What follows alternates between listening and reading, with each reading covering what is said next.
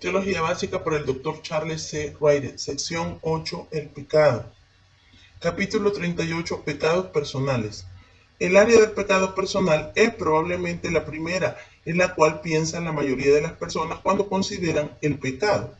Por supuesto, dicen ellos, el pecado es real porque las personas pecan, pero el pecado también es una realidad porque hemos heredado una naturaleza pecaminosa y el pecado de Adán nos fue imputado. Sin embargo, es cierto que nuestros pecados personales nos convencen de la realidad del pecado.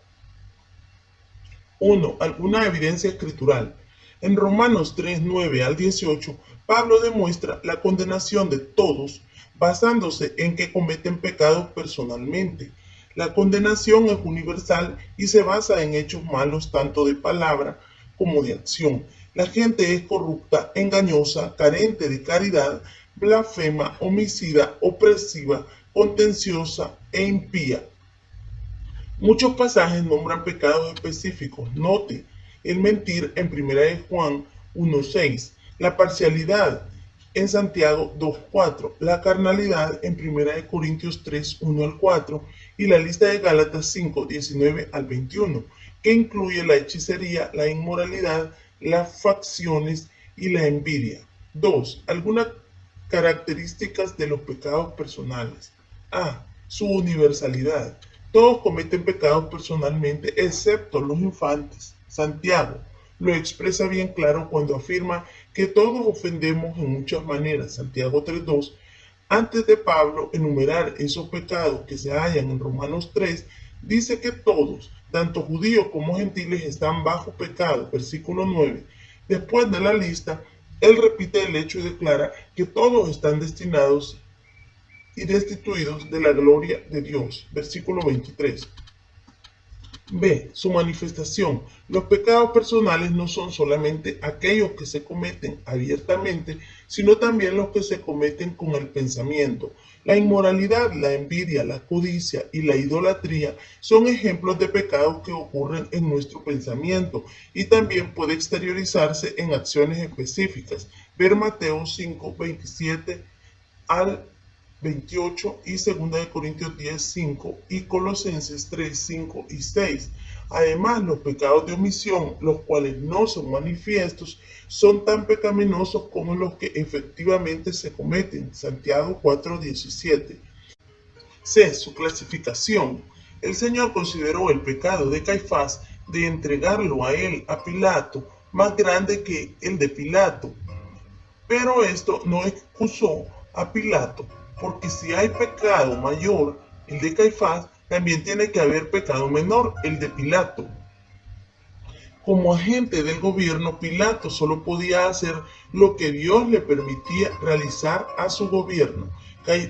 Caifás, como el sumo sacerdote, tenía una luz y por lo tanto mayor responsabilidad. El Antiguo Testamento diferenciaba los pecados de ignorancia de los pecados de provocación. Los pecados de provocación eran textualmente pecados con la mano alzada, es decir, pecados con un puño cerrado en alto, en desafío contra Dios y sus mandamientos. Para semejantes pecados no había ofrenda aceptable. Números 15, 30 y 31, versión Reina Valera antigua. Un ejemplo de pecado de provocación se halla a continuación en el relato del hombre que estaba recogiendo leña en día de reposo en desafío del claro mandamiento de Dios. Por el contrario, la ofrenda por el pecado expiaba los pecados de ignorancia, es decir, aquellos que no se hacían intencionalmente sino por debilidad o capricho. Levítico 4:2. Algunos ejemplos incluyen el retener evidencia al ser llamado a testificar, profanación ceremonial accidental por contacto con un animal o persona inmundos y la incapacidad de cumplir un juramento hecho a la ligera 5:1 al 4. La contraparte en el Nuevo Testamento a esta clasificación del Antiguo contrasta los pecados cometidos contra mucha luz recibida con los que se cometen cuando se tiene poca luz. Lucas 12, 47 y 48. Otras clasificaciones incluyen el pecado imperdonable, Mateo 12, 31 y 32, y el pecado de muerte, Primera de Juan 5, 16.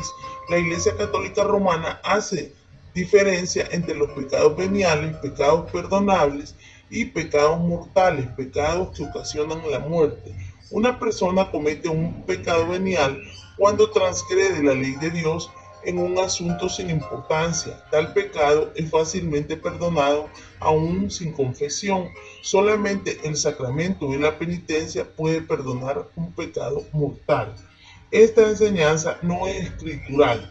En forma análoga, aquellos que creen que un hijo de Dios puede perder su salvación también hacen diferencias entre pecados que no son muy malos y que la mayoría de los creyentes cometen en algún tiempo, pero que no causan la pérdida de la salvación, y aquellos que son tan graves como para que la salvación se pierda. Usualmente, la determinación de cuáles pecados encajan en cada categoría se hace muy subjetivamente. 3. La transmisión de los pecados personales. Hablando estrictamente, los pecados personales no se transmiten de un individuo a otro o de una generación a otra. Cada persona comete sus propios pecados. Los efectos de los pecados personales sí se transmiten en el sentido de que nuestros pecados afectan a otros, pero cada uno tiene que sufrir las consecuencias de sus propios pecados. 4. El resultado de los pecados personales. Si necesitamos una idea para describir el resultado de todos los pecados personales, esta sería la pérdida de la comunión. El no creyente no tiene comunión con Dios a causa de sus pecados, y el creyente que ha sido incorporado en la comunión de la familia de Dios pierde el disfrute de esa comunión cuando peca. No es expulsado de la familia, aunque sí puede perder algunos de los privilegios de estar en la familia. Cuando confiesa su pecado y es perdonado, es restaurado a la comunión. 5. El remedio para los pecados personales. El remedio es el perdón. Para el no creyente que recibe a Cristo, ese perdón cubre toda la culpabilidad de sus pecados. Efesios 1:7. Para el creyente, ese perdón restaura el disfrute de la comunión en la familia de Dios. Primera de Juan 1:9. O para decirlo de otra manera, el perdón judicial incorpora al no creyente en la familia de Dios, mientras que el perdón familiar restaura la relación temporalmente interrumpida dentro de la familia. Una comparación de los varios aspectos del pecado en el siguiente esquema.